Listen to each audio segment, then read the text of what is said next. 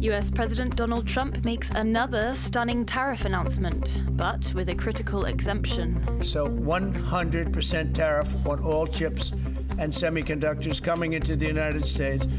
But if you've made a commitment to build, or if you're in the process of building, as many are, there is no tariff. A new atomic age, less than 3 months after Taiwan shut down its last nuclear plant, the country debates its energy future. Taiwan's envoy to Singapore reflects on shared history and growing economic ties as the city-state turns 60. Plus, should US allies be worried about China and Russia's latest joint naval patrols? 我们不应该去忽略，未来在台海冲突或者东海冲突，中共跟俄罗斯合作的可能性。但是俄罗斯可能扮演这种后勤啊，或者是辅助性的角色。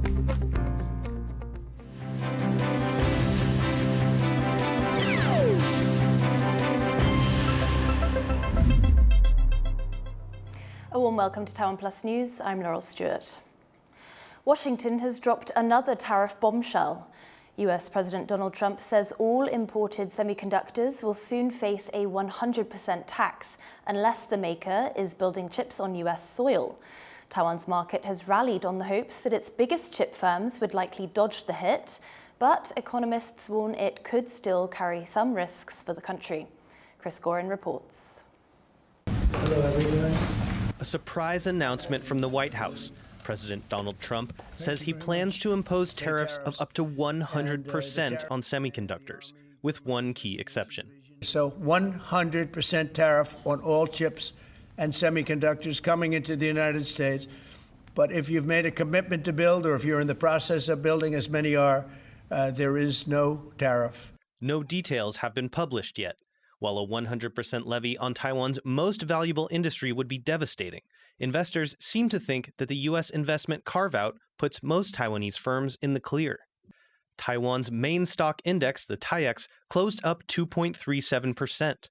Tech heavyweights like chip giant TSMC gained nearly 5%, reaching a record high. Others like Foxconn and MediaTek also saw gains.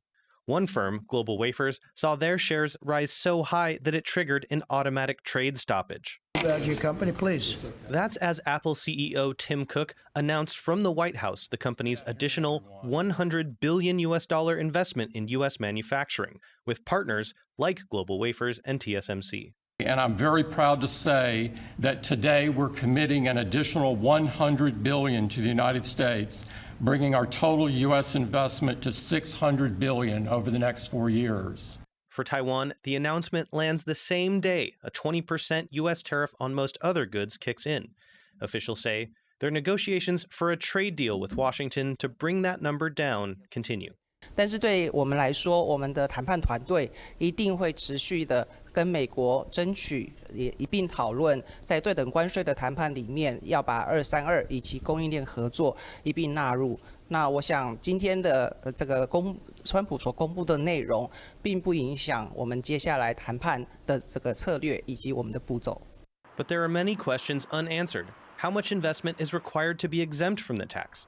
Even if most of Taiwan's companies avoid the tariff, some ask how it may affect the industry back home. 未来是不是会有更多台积电相关的一些供应链，或者是其他的业者，也都会纷纷的赴美来进行相关的一个投资，以躲避在这个100% 的一个关税，会不会使得在台湾本土生产的这个半导体的一个比重会进一步的出现下滑的一个态势？ A Commerce Department probe needed to authorize the 100% tariff could wrap up as early as next week. Until the fine print is public, the true impact of the tax is hard to judge. Luffy Lee and Chris Gorin for TaiwanPlus.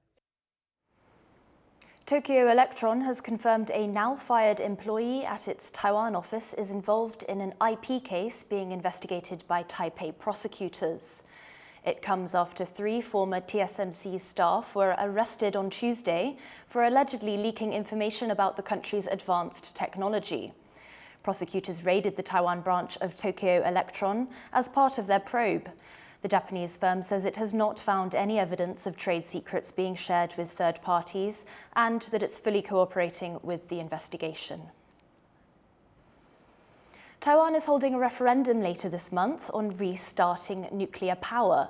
To prepare, academics, lawmakers and activists are taking part in 5 televised debates. As Irene Lin reports, the first debate on Thursday focused on energy security. People in Taiwan have a big decision ahead of them, whether to reactivate one of its shut-down nuclear power plants. Before the referendum, there will be 5 televised debates, with the first one held today. Representing the pro-reactivation side, nuclear engineering professor Ye Zongguang has been a firm advocate for using nuclear energy as a way to buy the country more time to transition into renewables. He believes nuclear power, which generates nearly zero carbon dioxide or greenhouse gas, is a cleaner and cheaper alternative, and more importantly, a more stable energy source than the current leading sources, natural gas and coal. And supplies will last longer in the event that China tries to blockade the country. 燃煤发电的煤炭安全存量在我们台湾只有36天。那现在政府列为发展重点的天然气发电，天然气的安全存量目前只有7到11天。那核能发电的核燃料呢，它的安全存量是18个月到36个月。即使今天我们的海岸线被封锁了，我们的天然气进不来了。 我们还是可以利用核能发电来提供最基本的电力需求。On the anti-side is Taiwan Power Company Chair Zheng Wenshen. He rebuts Ye's argument, saying Taipower has built enough new generators to meet the country's electricity demands. The question on the referendum ballot includes the necessary safety checks that will be done by the Atomic Energy Council before the plant will be reactivated. But Zheng stresses that these safety checks are not 100% accurate, and that no public vote should take place until professional inspections are done. 这个题目里面最关键的一件事情，就是同意确认无安全疑虑这一件事，到底要怎么做到？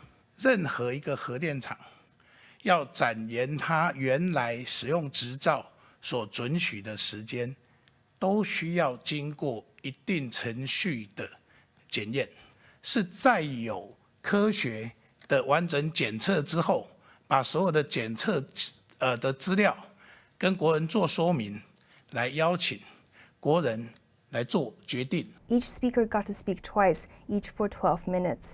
Neither spoke directly about nuclear waste management or health concerns. The next 4 debates will air every other day until August 15th. With the nuclear issue escalating into a political one, today's debate between an academic and a professional may turn the focus back on Taiwan's ability to power itself during a possible crisis. Pak Chen and Irene Lin in Taipei for TaiwanPlus. Taiwan's cabinet has approved a draft bill for a special disaster relief package of up to $1.9 billion after Typhoon Dinas and heavy rains brought destruction to southern Taiwan. 本特别条例也纳入包括农业、水电、道路跟水利设施的抢修和复原计划，另外还有灾后的环境卫生、文化、社福建设等重建的经费。 The special act comes as existing funds are no longer enough to meet the needs of disaster recovery. The bill still needs to be passed by Taiwan's legislature to go into effect. The cabinet says it's necessary to provide more support and assistance to people in affected areas. University students are calling for a law that would require international platforms to negotiate prices for local online news content.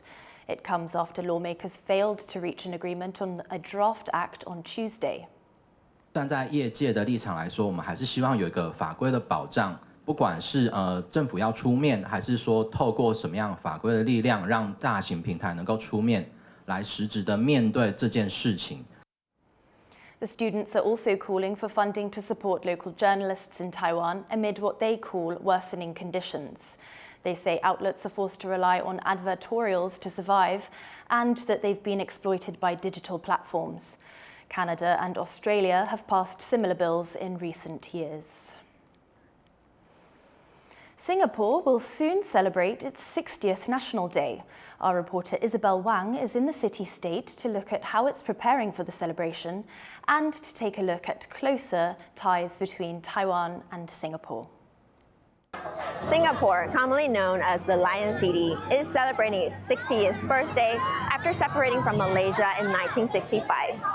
Although it is 50 times smaller than Taiwan, Singapore has risen from a resource-poor nation to a world-leading financial hub. The city-state remains robust on official ties with Taiwan while maintaining good relations with China. Taiwan's representative to Singapore, Tung Chen-yuan, says economic ties between the two sides remain strong and steady. Last year, Taiwan is Singapore's fourth largest trading partner, and Singapore was Taiwan's sixth largest trading partner. Even last year's global economy has not been very well, but our trade, particularly our exports to Singapore, has been increased by 13.5%. Singapore has been known for finding a strategic balance between the U.S. and China. But experts warn that a shift in the global trading system is happening because the U.S. is reshaping how it engages with the rest of the world. The U.S. is fundamentally changing its economic relationship with the entire world. It's not just about China or Taiwan or even Asia, it's the whole world.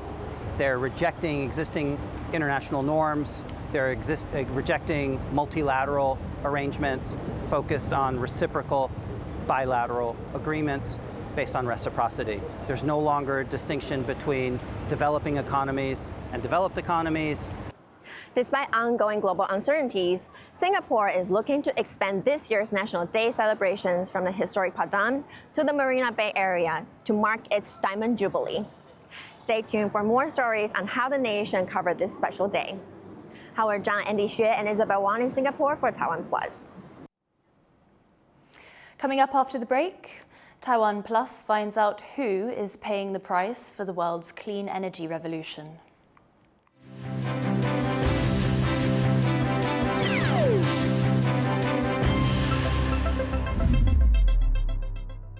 This month's top hits on TaiwanPlus.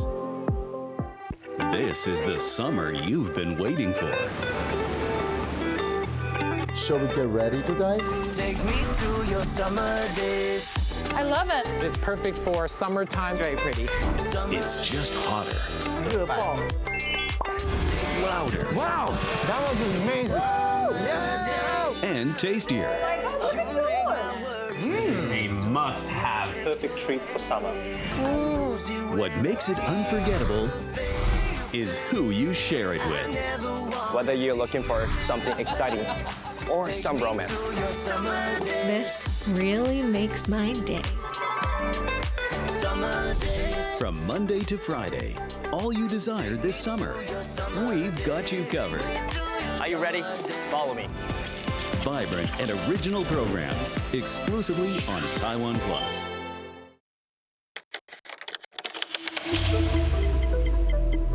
How does Taiwan stay on the forefront of innovation in a world of uncertain tariffs, wars, and shifting geopolitics?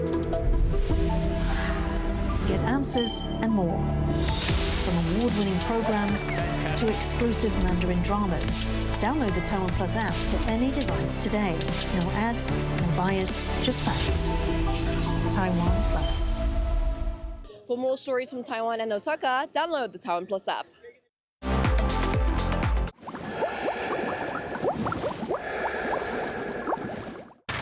In the face of adversity, the power of truth.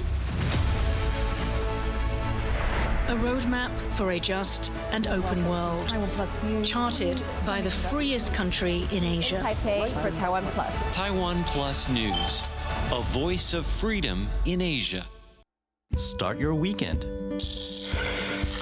with a cup of coffee and a moment to reflect on what happened this week. Hello and welcome. We've got you covered, from defense and politics to high tech and the arts. Not just to Taiwan, the whole world is watching. You make the coffee, we make the news. Here's what happened on TaiwanPlus.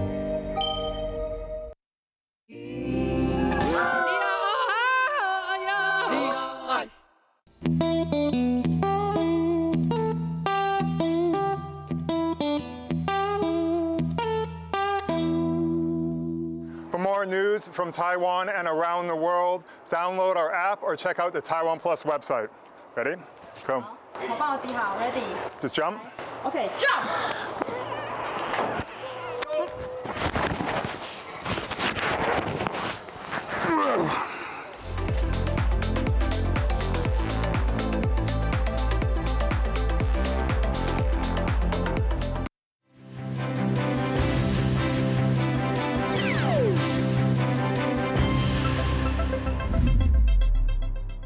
Welcome back. You're watching TaiwanPlus News. After a 5-day drill near the Sea of Japan, China and Russia have turned their attention to the wider Asia-Pacific, where they have begun joint patrols. Alan Liu has more. China and Russia are boosting their military cooperation. The two have begun carrying out joint maritime patrols in the Asia-Pacific. The Russian Pacific Fleet's press service announced the patrols on Wednesday. Analysts say these kind of activities have several key benefits. 海上的联合巡航呢，通常都是针对未来它可能要作战的环境或者是区域来进行巡航。一方面可以熟悉这个航道，另外一方面也可以展现两个国家的海上联合作战能力。Before the patrols began, the two navies held a 5-day joint exercise in the Sea of Japan, also known as the EC. That included artillery practice, anti-submarine and air defense training, and improving joint search and rescue at sea. It was also the first time a Chinese submarine took part in the drills. China says they were for defensive purposes and not aimed at any other country. 这是中俄两军年度合作计划内安排，不针对第三方，与当前国际和地区局势无关。 But analysts say both the drills and the patrols are part of China's gray zone efforts and could signify something more serious. 我们不应该去忽略，未来在台海冲突或者东海冲突，中共跟俄罗斯合作的可能性。但是俄罗斯可能扮演这种后勤啦，或者是辅助性的角色。The region has seen a surge in military activity this summer. In July, Taiwan hosted its largest ever annual military drills. The US and Australia also carried out a massive joint exercise known as Talisman Sabre. And while China and Russia were holding their naval drills earlier this month, India and Philippines carried out their own 2-day exercise in the disputed South China Sea. This all comes as China continues to turn the screws on Taiwan, ramping up gray zone efforts around the country. On Thursday, Taiwan saw a spike in Chinese military activity nearby. It spotted 47 aircraft operating in the area. 32 of those entered Taiwan's air defense identification zone, an area that serves as a buffer zone but is not its sovereign airspace. China said the activity was part of a joint combat readiness patrol. Taiwan, now used to these incursions as a near-daily occurrence, says it closely monitored the situation and responded accordingly. Chris Ma and Alan Liu for TaiwanPlus. Philippine President Ferdinand Marcos Jr. says there's no way his country would be able to stay out of a conflict between China and the US over Taiwan. He says the Philippines' geographical proximity to Taiwan and the large Filipino community living there means Manila would be drawn into any potential war. Marcos also called for stronger defense ties with India to ensure regional security. He made the comments to Indian media while on a 5-day state visit there. Myanmar's acting president has died at the age of 74. Min Aung became Myanmar's president after the 2021 coup that ousted the civilian government. He had been on medical leave for over a year, with his duties being passed to junta chief Min Aung Hlaing. Min Aung had served as vice president under Aung San Suu Kyi's civilian government, and the junta had relied on him to legitimize its rule. US President Donald Trump says he could put heavier tariffs on Chinese products as China continues importing Russian oil. John Von Trieste has this report. US President Donald Trump says heavier tariffs could be coming for China. That's as Washington tries to get China and others to stop buying Russian oil. Already, Trump's raised tariffs on India to 50% over its imports of Russian oil, a move India has condemned as, quote, unfair, unjustified, and unreasonable. But Trump says further tariffs on China are, for now, just a possibility. On the India penalties, do you have any similar plans to enact more tariffs on China as it relates to their purchases? Could happen. Depends on how we do. Could happen. This talk of fresh tariffs comes as Trump tries to get Russia to end its war with Ukraine. And on Wednesday, after Russian talks with a U.S. envoy, he said there's a good chance the leaders of the two sides, Russian President Vladimir Putin and Ukrainian President Volodymyr Zelensky, could sit down together. Well, there's a very good prospect that they will. And we haven't determined where, but we had some very good talks with President Putin today. And there's a very good chance that we could be ending the round, ending the end of that road. That road was long and continues to be long, but there's a good chance that there will be a meeting very soon. But as Trump tries to end the war in Ukraine, there are signs his choices come with a diplomatic price. One analyst says India-U.S. relations have been bad before, but not this bad in a long time, as India braces for $64 billion in lost exports. I think that this is the lowest point that U.S.-India relations have experienced over the last 2 decades of strategic partnership. It's not the worst moment in the history of U.S.-India relations, and that's because there were some really dark days for this relationship during the Cold War, particularly during the last few decades of the Cold War, and also when India formally became a nuclear weapons state in the late 1990s. That prompted U.S. sanctions that really plunged the relationship to a low.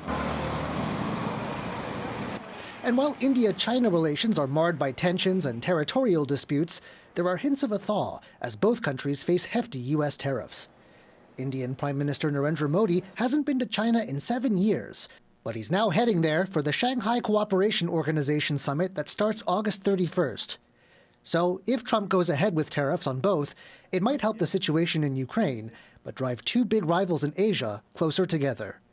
Leon Lien and John Van Trieste for TaiwanPlus. A US senator has demanded a response from American chipmaker Intel over its new CEO's connections to China.